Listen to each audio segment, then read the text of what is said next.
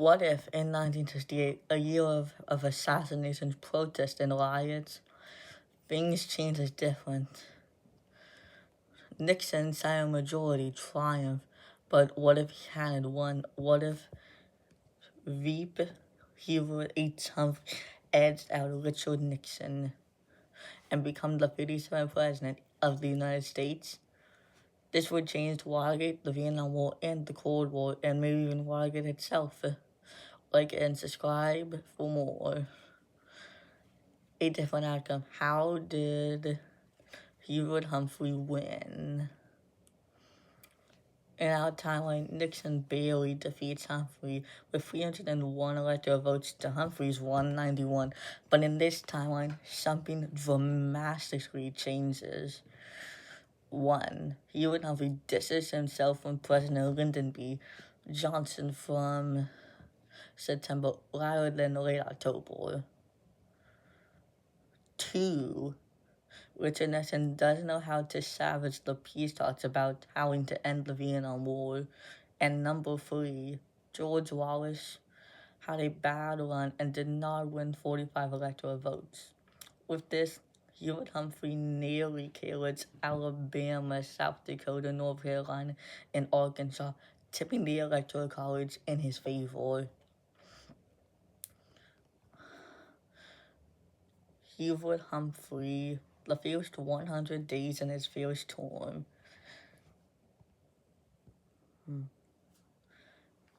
Hubert Humphrey retained some of Lyndon B. Johnson's cabinet members, Walter Mondale as Attorney General, Geraldine Ferraro as Secretary of State, and 35-year-old John McCain as Secretary of Defense.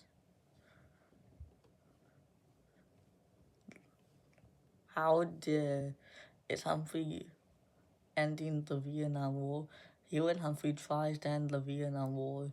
In our timeline, Nixon Silicon bombed Cambodia, but in this timeline, Humphrey doesn't.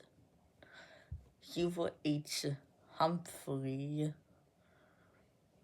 tries to end the Vietnam War, but can't. Watergate or something else. There is no Watergate in this timeline. Hubert Humphrey runs a clean administration. Election of 1972, who challenges Humphrey. The Republicans, now led by Governor Ronald Reagan from California, launch a fierce campaign, avoiding big government liberalism. Humphrey avoided by ending the war, despite Reagan's popularity as an actor. Hubert Humphrey has a good term, and moderate states only think that Humphrey can end the war. Despite Reagan's more massive popularity than Humphrey, Hubert H. Humphrey nearly wins re-election in 10 electoral votes, barely winning Tennessee and only 1 electoral vote with 119 to Reagan's 200. Hubert Humphrey's second term, 1973 to 1977. Humphrey continues detente and universal child care. Inflation becomes a problem. Edmund Muskie, his loyal VP, is seen as his natural successor and becomes the Democratic nominee in 1876 over George Wallace and Jimmy Carter and Henry Jackson. Supreme Court appointments. Humphrey appoints three liberalism justices throughout the 1900s. His legacy. How would Humphrey be remembered? If you enjoyed this video, please like and subscribe.